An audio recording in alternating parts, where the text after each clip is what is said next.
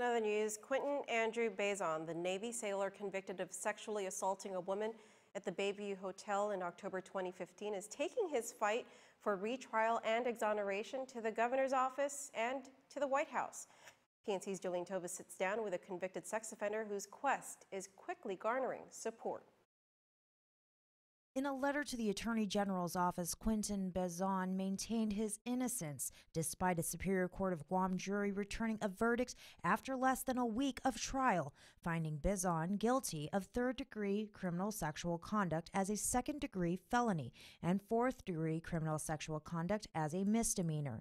In the letter, Bazon wrote, quote, "I feel as if I did not have a fair trial, and I was misrepresented by my defense attorney. During the trial, several of the jury members fell asleep during testimonies from the witnesses. This is, without a doubt, not how a jury should be during trial."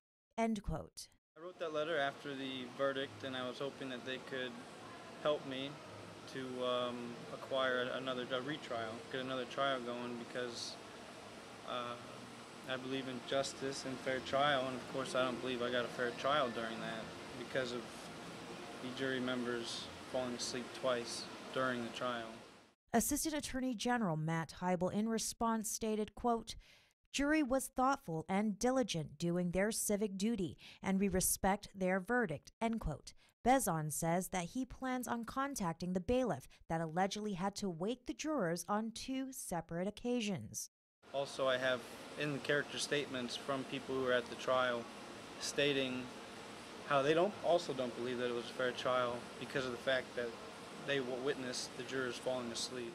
Bazon further wrote, quote, "I would never admit to a crime I did not commit. And this is just that. For some reason, my lawyer decided to tell the entire world that me and this woman had consensual sex when I've told him countless times that I never had sex with her," end quote.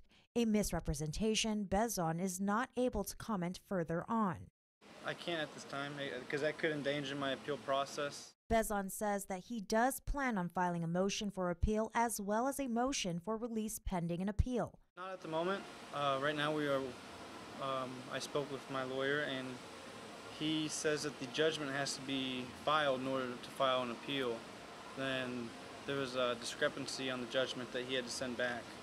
So as soon as the judgment form is complete, then we will move forward with the motion for the appeal. In the meantime, in support of Bazon's plight for retrial, 2 petitions were started. The first petitioning Governor Eddie Cavo for a retrial. As of today, the petition has garnered over 1,000 supporters out of the 1,500 needed. The second calling on the White House to take action. That petition requires the signatures of 100,000 supporters. Bazon was sentenced to 4 years in prison.